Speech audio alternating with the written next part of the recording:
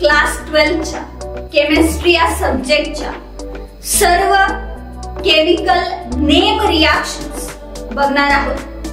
हा जर व्हिडिओ तुम्ही बघितला तर तुमच्या पूर्ण सिलेबस जो आहे केमिस्ट्रीच्या त्याच्यातल्या सर्व केमिकल रिएक्शन्स ज्यांना नावं दिलेली आहेत त्या परफेक्ट होतील। ठीक आहे, पहिली रिएक्शन आहे ग्रूज प्रोसेस। काय रिएक्शन आहे बघा, अल्कोहोल आहे त्यासोबत रिएक्ट केला HCl, काय प्रेझेंट असताना अनहायड्रस ZnCl2।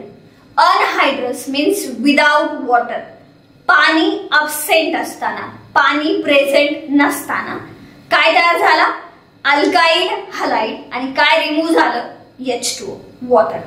आता सुरुवातीला ही गोष्ट महत्वाची आहे की इथं जो अल्कोहोल आहे, अल्कोहोल किती प्रकारचे असतात, 3, प्रायमरी, सेकंडरी आणि टर्शरी। जर आपण रिएक्टिव्हिटी अल्कोहोलची विचारात घेतली तर टर्शरी अल्कोहोलची रिएक्टिव्हिटी ही सेकंडरी अल्कोहोल पेक्षा जास्त असते आणि सेकंडरी अल्कोहोलची रिएक्टिव्हिटी ही प्रायमरी अल्कोहोल पेक्षा जास्त असते। इथं ह्या रिएक्शन मध्ये जो अल्कोहोल वापरला गेलाय तो एक तर असेल प्रायमरी नाहीतर असेल सेकंडरी, म्हणजे इथं टर्शरी अल्कोहोल घेतलेला नाहीये। म्हणजे तुम्हाला पहिली गोष्ट काय लक्षात ठेवायची, ह्या रिएक्शन मध्ये ग्रूज प्रोसेस मध्ये जो अल्कोहोल वापरला गेलाय तो एक तर प्रायमरी असेल नाहीतर सेकंडरी असेल। अजून एक महत्वाची गोष्ट, इथं HCl वापरलाय। HCl hydrogen chloride, hydrogen chloride म्हणजे त्याला आपण म्हणतो हॅलोजन ऍसिड, HX, ते 3 असतात। तसं तर आपला जो ग्रुप 17 आहे त्याच्यामध्ये फ्लोरीन, क्लोरीन, ब्रोमीन, आयोडीन, ऍस्टेटाइन बरेच सारे येतात, पण आपण आयोडीन, ब्रोमीन आणि क्लोरीनचा विचार करतो। तर हॅलोजन ऍसिड आहे HI, HBr आणि HCl। तर काय दिसतंय तुम्हाला रिएक्टिव्हिटी ऑफ HX मध्ये, सर्वात जास्त रिएक्टिव्ह आहे HI, त्याच्यापेक्षा कमी HBr आणि सगळ्यात कमी कोण आहे, HCl। म्हणजे आपण इथं जो HCl घेतलाय त्याची रिएक्टिव्हिटी सगळ्यात कमी आहे आणि जो अल्कोहोल घेतलाय तो प्रायमरी नाही तर सेकंडरी घेतलाय, म्हणजे ज्या दोघांची सुद्धा रिएक्टिव्हिटी टर्शरी पेक्षा, टर्शरी अल्कोहोल पेक्षा कशी आहे, कमी आहे। म्हणजे ही जी रिएक्शन आहे तिच्यामध्ये हा कॅटॅलिस्ट जो आहे अनहायड्रस ZnCl2 वापरला का जाऊ राहिला, कारण की HCl ऑलरेडी कमी रिएक्टिव्ह आहे आणि अल्कोहोल पण आपण फक्त प्रायमरी आणि सेकंडरी घेतोय, ते पण कमी रिएक्टिव्ह आहे, म्हणून आपल्याला कोणाची गरज पडतीये, कॅटॅलिस्टची। काय तयार झालं, RCl। कसं तयार झालं बघा, ROH आहे, OH वरती येईल पार्शियल निगेटिव्ह चार्ज, R वरती पार्शियल पॉझिटिव्ह, Cl वरती पार्शियल निगेटिव्ह आणि H वरती पार्शियल पॉझिटिव्ह। जेव्हा HCl आणि ROH इथला बॉन्ड जेव्हा ब्रेक होईल, इथला बॉन्ड जेव्हा ब्रेक होईल तेव्हा होईल काय, Cl कोणाची जागा घेईल, OH ची, कारण की जेव्हा HCl मधला बॉन्ड तुटेल तेव्हा फोड अशी पडेल H plus plus Cl minus, तर Cl मायनस कोणाची जागा घेईल, OH मायनस ची। तयार काय होईल, R, OH बाहेर निघाला, Cl ने OH ची जागा घेतली तर बनला RCl, म्हणजे अल्काइल हलाइड, आणि हलाइड म्हणून इथं क्लोरीन आहे तर आपण त्याला म्हणू शकतोय अल्काइल क्लोराइड। इथून बाहेर निघाला OH मायनस आणि इथं HCl मधला शिल्लक आहे H प्लस, तर काय तयार होईल, H2। काय तयार होईल, H2। महत्वाची गोष्ट काय, तर इथं अल्कोहोल जे आहे ते प्रायमरी आणि कोणते आहेत, सेकंडरी। ही जी प्रोसेस आहे या प्रोसेस मध्ये कंपल्सरी HCl सोबत अनहायड्रस ZnCl2 घेतलाच जातो। पुढे एक छोटीशी गोष्ट ती अशी आहे की कॉन्सन्ट्रेटेड HCl सोबत जर अनहायड्रस ZnCl2 आला, अनहायड्रस ZnCl2 आला तर त्याला म्हणायचं लुकास रिएजंट। काय म्हणायचं, लुकास रिएजंट। मग लुकास रिएजंट ची गरज मध्ये, लुकास रिएजंट मध्ये हे दोघं जण आले, पण जर आपण टर्शरी अल्कोहोल घेतला, रिएक्शन मध्ये कोणाला घेतलं, टर्शरी अल्कोहोलला, HCl सोबतच रिएक्ट केलं समजा टर्शरी अल्कोहोलला, तर त्याला कोणाची गरज पडत नाही, अनहायड्रस ZnCl2 ची गरज पडत नाही। पण जर आपण कोण कोण विचारात घेतलं, आपण विचारात घेतलं समजा सेकंडरी किंवा प्रायमरी अल्कोहोल, तर त्याला अनहायड्रस ZnCl2 ची गरज पडेल, म्हणजे साध्या भाषेत लुकास रिएजंटची गरज पडेल। आलं लक्षात, ठीक आहे। सेकंड रिएक्शन बघूया, Markovnikov rule and anti Markovnikov rule. Anti Markovnikov रूललाच दुसरं नाव आहे पेरॉक्साइड इफेक्ट। पहिले आपण पाहू मार्को-निको रूल काय प्रकार असतो। जेव्हा अनसिमेट्रिकल रिएजंट हा रिॲक्ट करतो अनसिमेट्रिकल अल्किन सोबत, तेव्हा अनसिमेट्रिकल रिएजंटचा जो निगेटिव्ह पार्ट आहे, जसं HBr तुटला तर काय बनन H plus plus Br minus, हा जो निगेटिव्ह पार्ट आहे तो अल्किन मध्ये त्या कार्बनला जाऊन अटॅच होईल ज्या कार्बनकडे असतील लेस नंबर ऑफ हायड्रोजन ॲटम। आता बघा इथं कार्बन आहे, इथं कार्बन आहे, कार्बन शेजारी 1 2 3 4 4 बॉन्ड आहे, कार्बनची व्हॅलेन्सी सॅटिस्फाईड आहे। इथं कार्बनच्या शेजारी 1 2 3 3 बॉन्ड आहे, म्हणजे इथं काय लागणार आहे हायड्रोजन।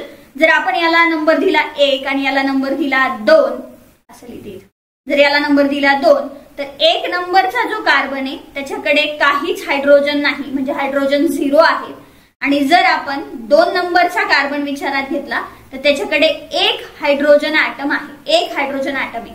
मग जर प्रश्न विचारला तर कोणाकडे हायड्रोजन ॲटमची संख्या कमी आहे, तर 1 नंबरच्या कार्बनकडे। जर 1 नंबरच्या कार्बनकडे हायड्रोजनची संख्या कमी असेल तर Br कुठे जाणार आहे, ह्या कार्बनकडे। म्हणजे काय होणार आहे, Br इथं आला तर बघा बॉन्ड देऊन काय लिहिलं Br, हा डबल बॉन्ड आता काय होईल ब्रेक, आणि हा जो उरलेला H आहे तो ह्या कार्बनला जाऊन अटॅच होईल। पण आता इथं जर तुम्ही बघितलं तर इथं आपण ते लिहिलं नाहीये, म्हणजे इथं आपण असं नाही लिहिलं कार्बन आहे आणि त्याला किती हायड्रोजन आले 2, कारण की आता जे आपण इथं लिहिलेलं आहे तो आहे झिगझॅग किंवा त्याला म्हणलं जातं बॉन्ड लाईन फॉर्म्युला। लिहायचं असेल तर लिहू शकता पण लिहिण्याची काही गरज नाहीये। मग काय झालं, मार्को-निको रूल मध्ये अनसिमेट्रिकल रिएजंट मधला जो निगेटिव्ह पार्ट आहे तो रिॲक्ट झाला, अटॅच झाला त्या कार्बनला ज्या कार्बनकडे नंबर ऑफ हायड्रोजनची संख्या कमी आहे, आणि हा प्रोडक्ट तयार झाला। आता इथं महत्वाची गोष्ट अशी आहे का मार्को-निको रूल मध्ये ॲरो वरती काहीही लिहिलेलं नसतं। मार्को-निको रूल तुम्ही कधी वापरता, अल्किन आहे HBr आहे पण इथं काय नाही, इथं काय नाहीये, काहीच नाही, काही नाही म्हणजे काय, काहीच नाहीये, काहीच नाही पाहिजे तेव्हा हा रूल वापरता येईल।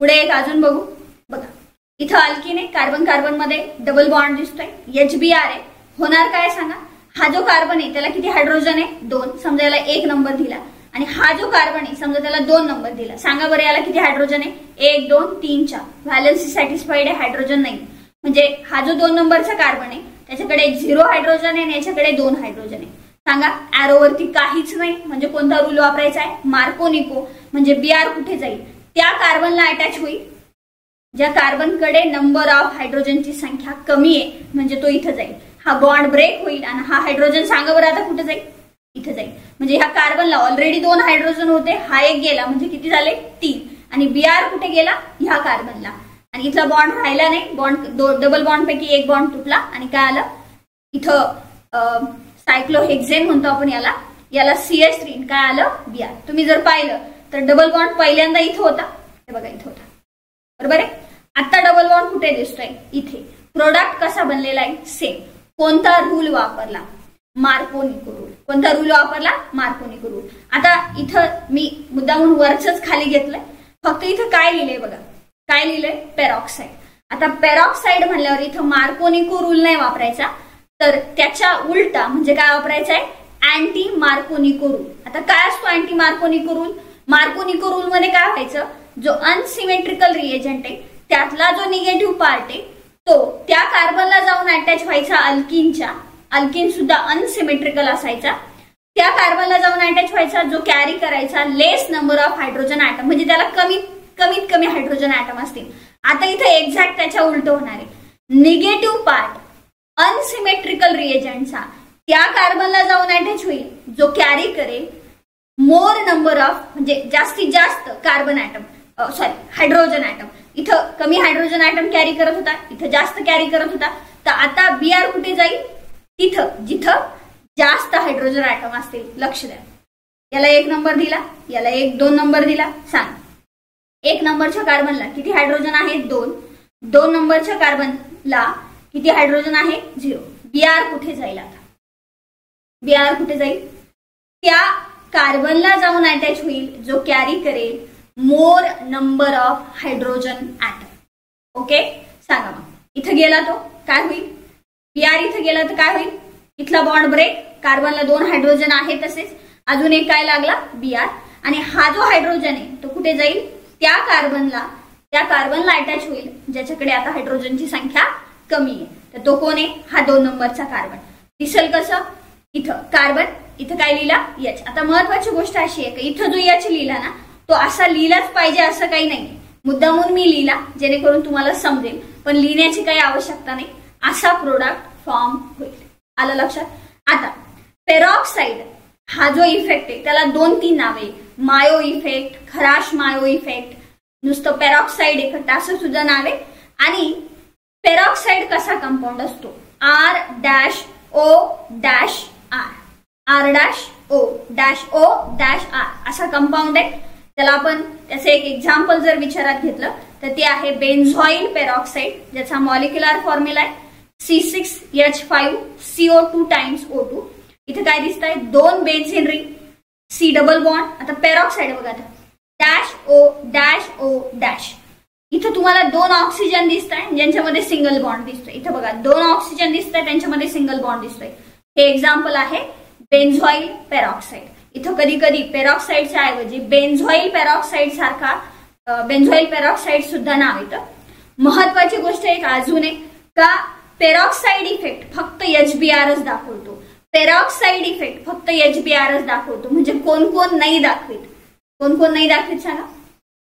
HCl आणि HI हे दोघं जण काय दाखवती नाही, पेरॉक्साईड इफेक्ट. म्हणजे कोणता रूल फॉलो नाही करते ते, अँटी मार्कोनिको रूल.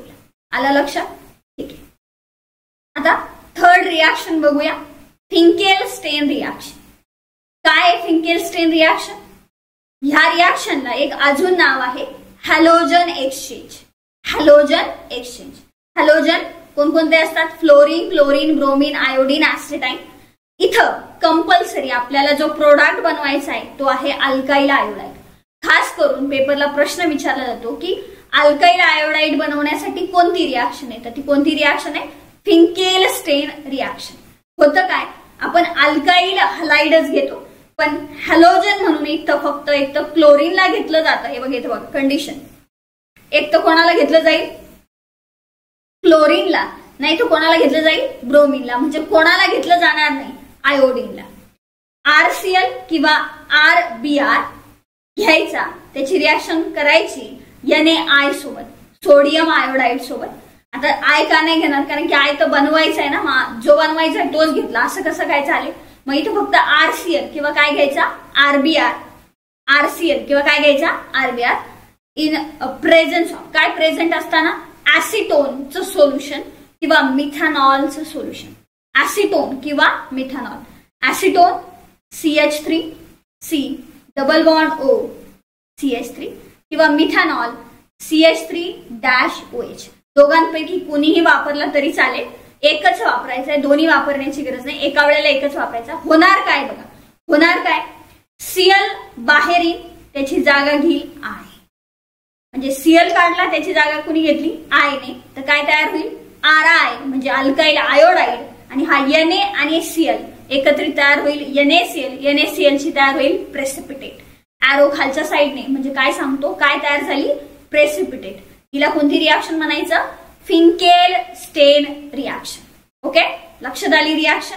आता जसं इथं आपण ह्या रिएक्शन मध्ये खास करून काय बनवलं या रिएक्शन मध्ये आपण अल्काइल आयोडाईड. काय बनवलं, अल्काइल आयोडाईड.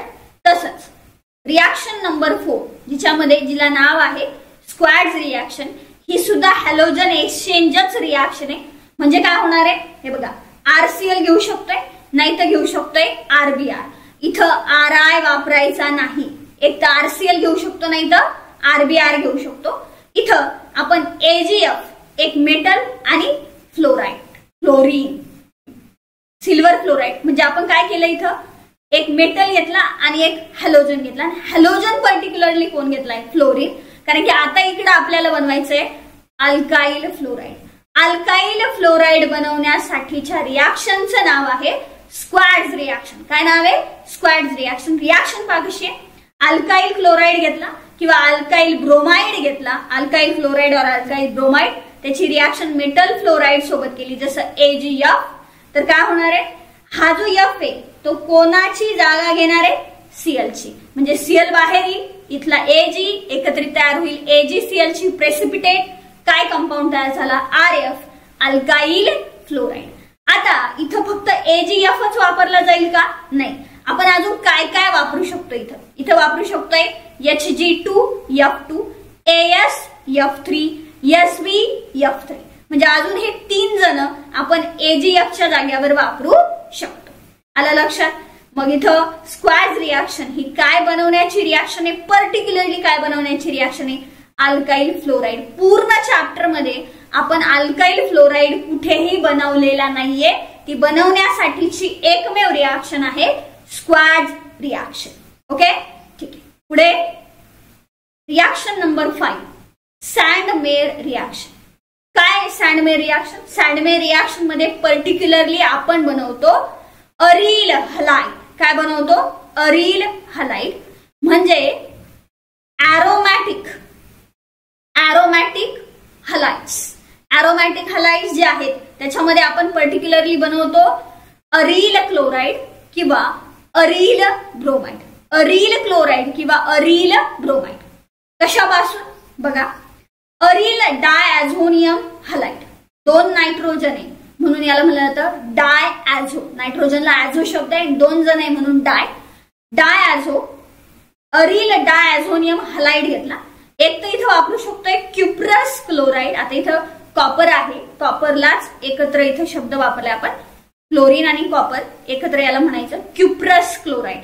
तुम्ही जर कोऑर्डिनेशन कंपाऊंड बघितला असेल तर त्याच्यामध्ये कॉपरच्या ऐवजी त्याला क्युप्रस शब्द वापरतो, तसं इथं क्युप्रस क्लोराईड प्रेझेंट असताना आणि रिॲक्ट होणारे HCl. कोण रिॲक्ट होणार आहे, HCl. तर हा जो हॅलोजन आहे तो बाहेर येईल, त्याच्या जागेवर जाईल Cl आणि इथून नायट्रोजन गॅस N2 म्हणजे कोणता गॅस रिलीज होईल, नायट्रोजन गॅस तयार. काय झालं, ArCl, aryl chloride. Same to same aryl diazonium halide जेव्हा क्युप्रस ब्रोमाइड सोबत रिॲक्ट होईल, काय प्रेझेंट असताना HBr, तर हॅलोजन बाहेर येईल, त्याची जागा Br घेईल, काय तयार होईल, अरिल ब्रोमाइड. आणि कोणता गॅस रिलीज होतोय परत एकदा, N2. जर आपण त्याचं एक्झाम्पल बघितलं तर बेन्झीन डायॲझोनियम हलाइड घेतला, क्युप्रस क्लोराईड घेतला इन प्रेझन्स ऑफ HCl, तर काय होणार आहे, हा हॅलोजन बाहेर येईल, त्याची जागा कोण घेईल, Cl, आणि N2 गॅस इथून काय होईल, रिलीज, म्हणजे काय तयार होईल, क्लोरोबेन्झीन. आलं लक्षात, ठीक आहे. रिॲक्शन नंबर 6 बघूया, इलिमिनेशन रिॲक्शन किंवा त्याला दुसरं नाव आहे डिहायड्रो हॅलोजनेशन रिॲक्शन. इलिमिनेट करणे म्हणजे काढून टाकणे किंवा त्यालाच अजून एक शब्द दिलाय डी म्हणजे रिमूव्हल. कोणाचं रिमूव्हल, हायड्रो म्हणजे हायड्रोजन आणि हॅलो म्हणजे हॅलोजन. अशी रिॲक्शन ज्या रिॲक्शन मध्ये हायड्रोजन आणि हॅलोजन बाहेर पडतोय, डी म्हणजे रिमूव्ह होतोय, त्यालाच म्हणायचं इलिमिनेशन रिॲक्शन किंवा त्याला म्हणायचं डिहायड्रो हॅलोजनेशन रिॲक्शन. काय आहे रिॲक्शन आपण बघूया. बघा, अल्काइल हलाइड घेतला, त्याची रिॲक्शन केली अल्कोलिक KOH. इथे आहे ना, हा जो अल्कोलिक शब्द आहे ना तो सगळ्यात जास्त महत्वाचा आहे. अल्कोलिक म्हणजे KOH घेतला, KOH हा बेस आहे, त्याची फोड पडते, K++OH-. पण हा कशात टाकून घेतलेला आहे, अल्कोहोल. कशात टाकून घेतलाय, अल्कोहोल. होणार काय बघा, अल्काइल ब्रोमाइड आहे, इथं ब्रोमीन जो आहे त्याच्यावरती पण मायनस चार्ज येतो, OH- जागा घेणार आहे Br- ची, म्हणजे सबस्टिट्यूशन होणार आहे, सबस्टिट्यूशन. Br बाहेर आला, त्याची जागा OH ने घेतली, तर काय फॉर्म झाला, याला काय म्हणतो आपण, अल्कोहोल. काय म्हणतो, अल्कोहोल. अल्कोहोल फॉर्म होणार आहे. इथून बाहेर निघालेला Br- आणि इथे शिल्लक असलेला K+ एकत्रित काय बनणार आहे, KBr. आता इथपर्यंत रिॲक्शन झाली. आता पुढे हा जो आहे अल्कोहोल तो मधला प्रोडक्ट आहे, इंटरमिडिएट प्रोडक्ट आहे, तो फायनल प्रोडक्ट नाहीये. इथं आपण सेकंड स्टेप मध्ये अल्कोहोलला हीट देणार आहे. आता ह्या रिॲक्शनला नेम रिॲक्शन मध्ये टाकण्याचं कारण काय, तसं तर नावामध्ये कुठे सायंटिस्ट रिॲक्शनच्या नावामध्ये कुठे सायंटिस्टचं नाव नाही आलं, पण ही रिॲक्शन महत्वाची का बरे, कारण की ती इथं समजते. बघा काय इथं काय दिसतंय, नाव काय होतं, डिहायड्रोहॅलोजनेशन. कोण बाहेर पडला पहिल्या रिॲक्शन मध्ये, हॅलोजन. हॅलोजन तो बाहेर पडला, कोण बाकी अजून, हायड्रोजन.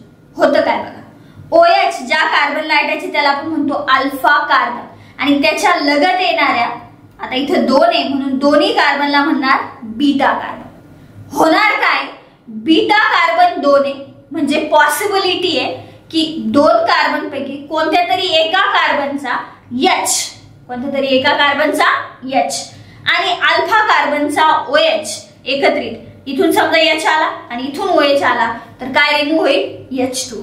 बरोबर आहे, अल्कोहोल आहे, त्याला हीट दिली तर त्याच्यातून काय बाहेर पडणार आहे, वॉटर, पाणी बाहेर पडणार आहे. आता लक्ष द्या, 2 पॉसिबिलिटी पैकी जर पहिली पॉसिबिलिटी विचारात घेतली, समजा या बीटा कार्बनला आपण पहिल्या नंबरचा बीटा कार्बन विचारात घेतला असं म्हणलो आपण त्याला, तर काय लक्षात येते, इथं कार्बन आहे त्याला OH आहे, इथं कार्बन आहे त्याला 3 हायड्रोजन आहे.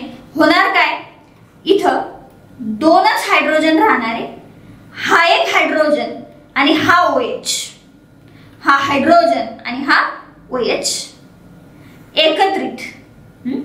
एकत्रित काय रिमूव्ह होणार आहे, H2O, आणि हा OH आणि H गेला तर काय शिल्लक राहिलं, CH आणि CH2.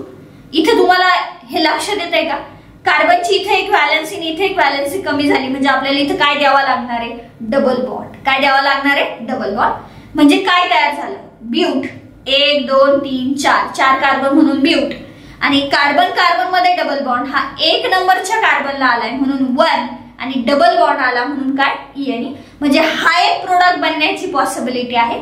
दुसरा प्रोडक्ट काय बनण्याची पॉसिबिलिटी, दुसरा प्रोडक्ट हा बनण्याची पॉसिबिलिटी आहे, लक्ष द्या, 2 नंबरचा आपण बीटा कार्बन घेतला, त्याचे जे 2 हायड्रोजन आहे त्याच्यापैकी आपण 1 हायड्रोजन घेतला, इथं एक मिनिट,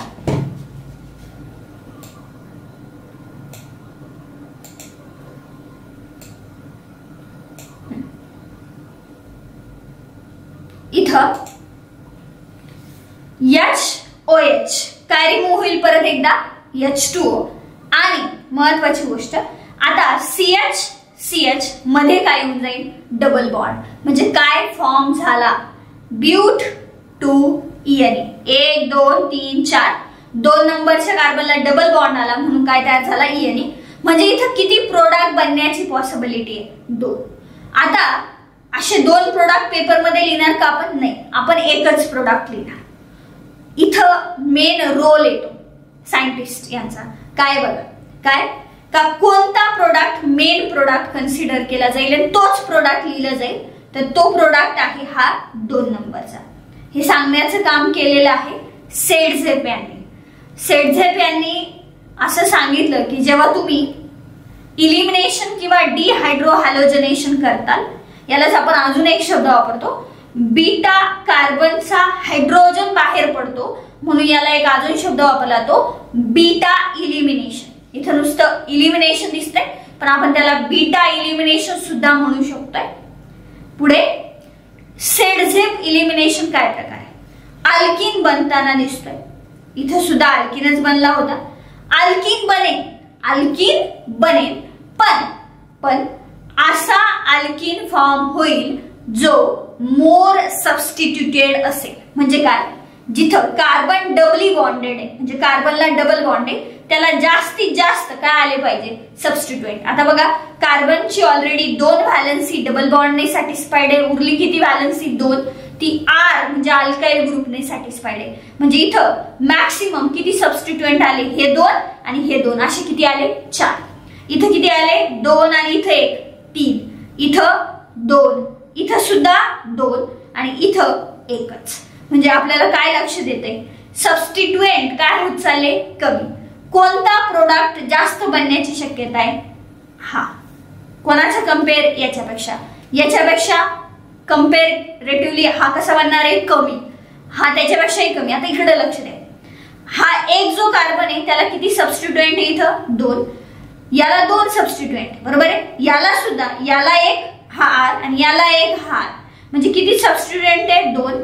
पण काय दिसतंय इथं एकाच कार्बनला 2 आहे आणि इथं एका कार्बनला 1 त्याच्या ह्या दोघांमध्ये प्रश्न येऊ शकतो का, याच्या हा जास्त स्टेबल अल्किन समजला जातो याच्यापेक्षा, भले दोघांकडे नंबर ऑफ सबस्टिट्यूएंट सेम आहेत. आता इकडे लक्ष द्या, याच्याकडे बघा, हा जो अल्किन आहे काय दिसतंय याच्यामध्ये, ह्या अल्किन मध्ये ह्या कार्बनला 2 हायड्रोजन आहे म्हणजे याला सबस्टिट्यूएंट नाही, पण हा जो कार्बन आहे त्याला 1 हायड्रोजन आहे आणि एक काय आहे सबस्टिट्यूएंट, एक काय आहे सबस्टिट्यूएंट, इथाइल ग्रुप आहे, एक सबस्टिट्यूएंट बरं का, एक सबस्टिट्यूएंट बरोबर. इथे नको लिहायला, इथं बरं, इथं किती सबस्टिट्यूएंट आहे सांगा बरं. सी ला 1 H आहे, डबल बॉन्ड आहे CH आहे, म्हणजे याला 1 इथं आणि याला 1 इथं. हा किती सबस्टिट्यूएंट आहे 2, दोन्ही मिथाइल आहे. आता काही ना असं वाटू शकतंय मॅडम इथं 2 कार्बन वाला 1 आहे ना आणि इथं 2 सेपरेट एक कार्बन वाले, मग तो सारखंच झालं ना. नाही, हा एक सबस्टिट्यूएंट आहे, हे 2 सबस्टिट्यूएंट आहे. इथं नंबर ऑफ सबस्टिट्यूएंटची संख्या वाढतीये डबली बॉन्डेड कार्बन ॲटमला, त्याच्यामुळे हा जो ब्यूट 2ENE प्रोडक्ट आहे तो जास्त स्टेबल आहे. कोणाच्या म्हणण्यानुसार, सेटझेप यांच्या म्हणण्यानुसार. कोणाच्या म्हणण्यानुसार, सेटझेप यांच्या म्हणण्यानुसार. यालाच आपण असं सुद्धा म्हणू शकतोय, डायरेक्ट या रिॲक्शनलाच म्हणू शकतोय सेट झेप इलिमिनेशन रिॲक्शन. आलं लक्षात? ठीक आहे, पुढची रिॲक्शन घेऊ. Reaction number 7, Wurtz reaction. Scientist नाव वुड्स.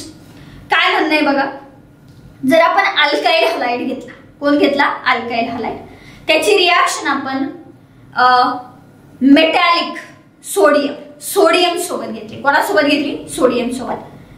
सोडियम सोबत जर आपण अल्काइल हलाइड रिॲक्ट केला तर होतं काय, सॉल्ट फॉर्म होतो. काय फॉर्म होतो, सॉल्ट. एक हॅलोजन आणि एक मेटल एकत्रित काय फॉर्म होतो, सॉल्ट. हॅलोजन शब्दशः मिनिंग घेतला तर हॅलो म्हणजे सॉल्ट, जो सॉल्ट बनवण्यासाठी मदत करतो, जेन मीन्स फॉर्मिंग, त्याला म्हणलं जातो आपण हॅलोजन. आता इथं होतं काय बघा, होतं काय, अल्काइल हलाइड जेव्हा सोडियम सोबत रिॲक्ट करतो तेव्हा कॅटॅलिस्ट घेतो आपण ड्राय इथर. इथं असं होतं की इथं एक म्हणजे एक हॅलोजन नाही चालत, 2 सोडियम बरोबर 2 हॅलोजन लागतात, म्हणजे किती अल्काइल हलाइड घ्यावे लागतात, 2. आता हे असं बोलते मी, प्रोडक्ट काय तयार होतोय, अल्केन. याला मी लिहून दाखवते तुम्हाला, लक्ष द्या, इकडे लक्ष द्या. एक्झाम्पल जर घेतलं, इथाइल ब्रोमाइड घेतला, सोडियम सोबत रिॲक्ट केला, ड्राय इथर प्रेझेंट असताना किती कार्बन वाला होता हा इथाइल, 2 कार्बन वाला. अल्केन किती कार्बन वाला तयार झाला, 4. सॉल्ट तयार झाला NaBr. लिहिताना याला कसं लिहितोय, असं लिहितो खालच्या सारखं बघा.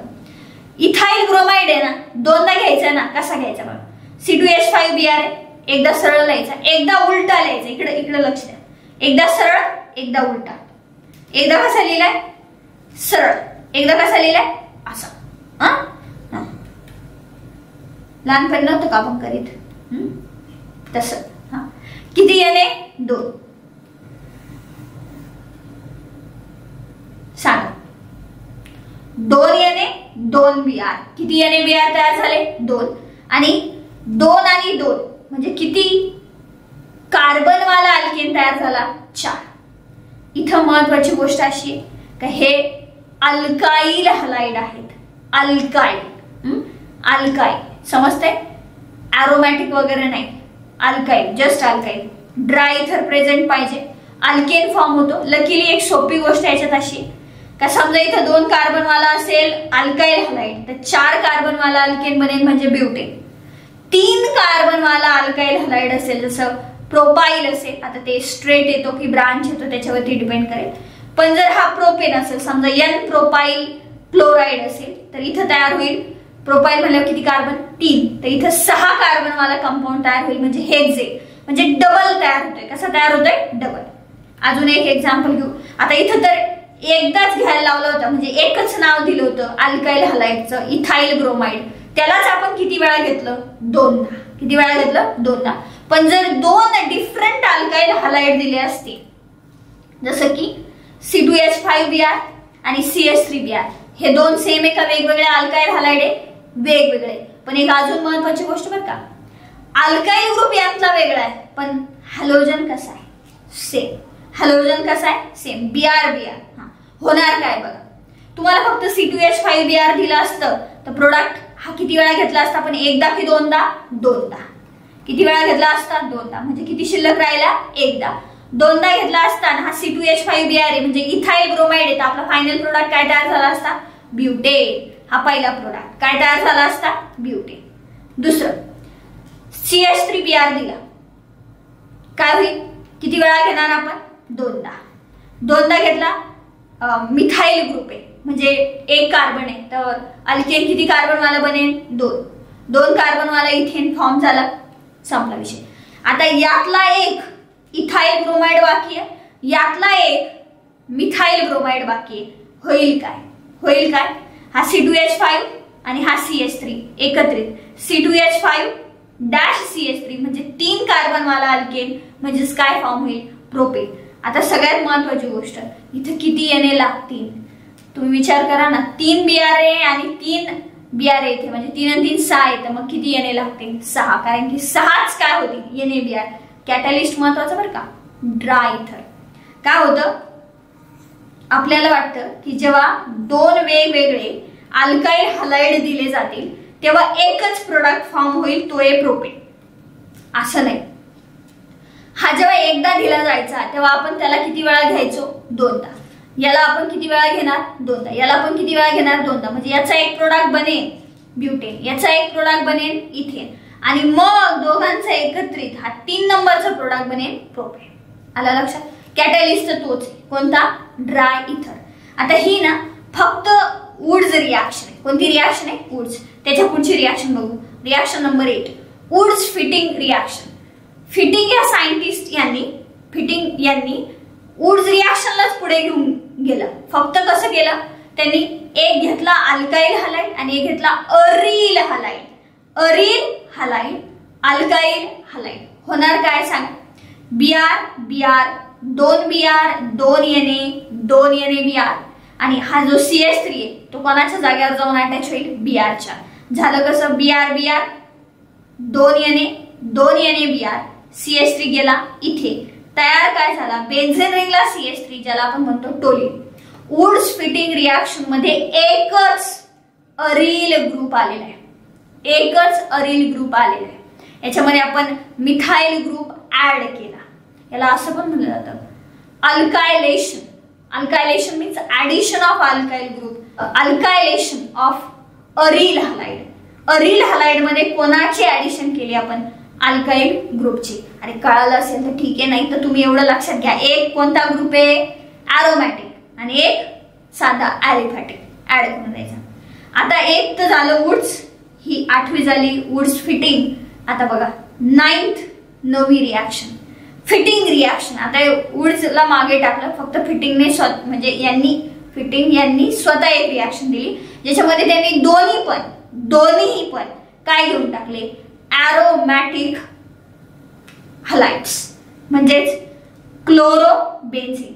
2 वेळा घेतले, 2 Na. सांगा काय होणार आहे? 2 Na 2 Cl. काय तयार होणार आहे? 2 NaCl इन प्रेझेन्स ऑफ काय प्रेझेंट असणार आहे? ड्राय इथर. सगळीकडे ड्राय इथर प्रेझेंट आहे. इथे सुद्धा ड्राय इथर, इथे सुद्धा ड्राय इथर. आता बघा होणार काय?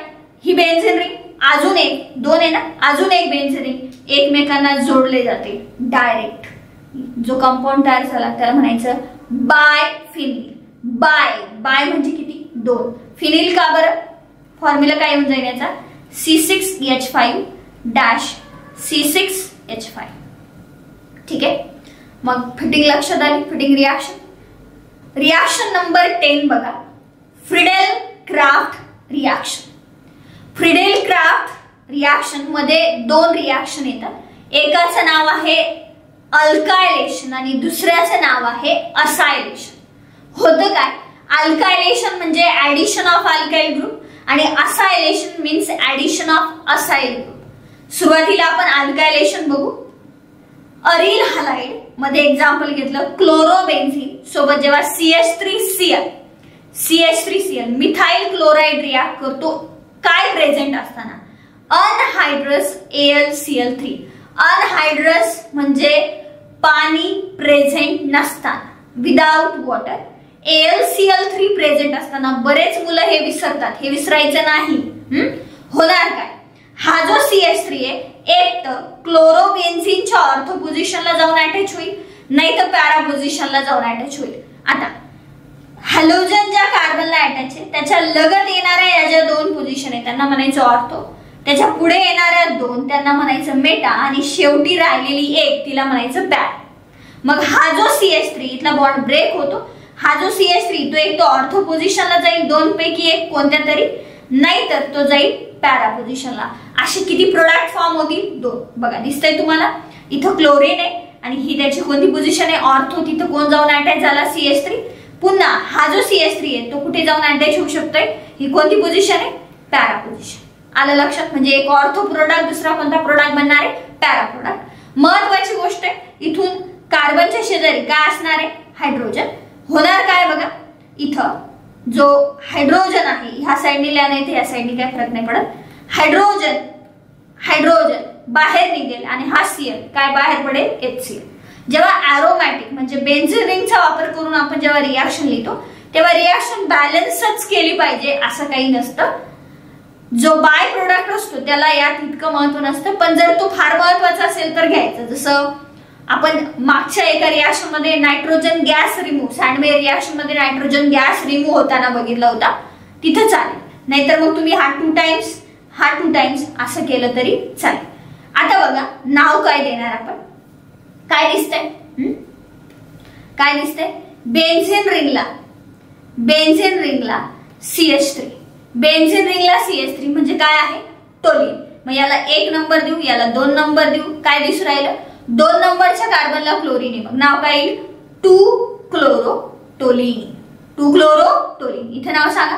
1 नंबरच्या कार्बनला CH3 म्हणजे पूर्ण हा झाला टोलिन, मग याला नंबर दिला समजा 1, 2, 3, 4. 4 नंबरच्या क्लोरीन, 4 नंबरच्या कार्बनला क्लोरीन, काय नाव येईल, 4-क्लोरोटोलिन. इथं अल्कायलेशन झालेले, अल्काईल म्हणजे मिथाइल ग्रुप जाऊन अटॅच झालेला आहे. दुसरी फ्रिडल क्राफ्ट मध्येच रिॲक्शन आहे, तिचं नाव आहे असायलेशन. हा जो ग्रुप दिसतो ना, हा जो ग्रुप दिसतोय ना इथं, याला म्हणायचं असाइल ग्रुप. एक महत्वाची गोष्ट, असाइलचं हे एक्झाम्पल आहे ज्याला ऍसिटिल नाव दिले, पण जनरली असाइल जो ग्रुप असतो त्याला आपण असं लिहितो R-C डबल बॉन्ड O-. हा कोणता ग्रुप असतो, असाइल ग्रुप. पुढे बघा काय होणार आहे, इथं CH3-C डबल बॉन्ड O हा एक तर जाऊन अटॅच होईल कोणती पोझिशन, ऑर्थो, नाही तर कोणती पोझिशन, नाही तर कोणती पोझिशन सांगा, पॅरा. दिसू राहिलं तुम्हाला, इथं हा कोणत्या पोझिशनला आलाय, ऑर्थो, आणि इथं हा कोणत्या पोझिशनला आलाय, पॅरा. काय प्रेझेंट असताना पुन्हा एकदा अनहायड्रस AlCl3, याला विसरायचं नाही. काय प्रोडक्ट तयार होतील, हा 1 नंबरचा तर हा 2 नंबरचा. काय दिसू राहिलं रे इथं, बेन्झीन रिंगला C double bond O CH3 म्हणजे कोणता प्रोडक्ट आहे, हा ऍसिटोफिनॉल. आणि इथं क्लोरीन आहे 2 नंबरच्या कार्बनला, म्हणून 2-क्लोरोऍसिटोफिनॉल. इथं हा जो कार्बन आहे ज्याला हा ग्रुप अटॅच आहे, ऍसिटिल ग्रुप अटॅच आहे, त्याला 1 नंबर दिला, 2 नंबर, 3 नंबर, 4 नंबर. 4 नंबरच्या कार्बनला क्लोरीन अटॅच आहे म्हणून 4-क्लोरो, आणि हा जो पूर्ण कंपाऊंड आहे तो ऍसिटोफिनॉल. काय प्रोडक्टचं नाव बनलं, 4-क्लोरोऍसिटोफिनॉल. आलं लक्षात. इथं हॅलोजन डेरिव्हेटिव्ह या चॅप्टरच्या सर्व नेम रिॲक्शन कंप्लीट झाल्या.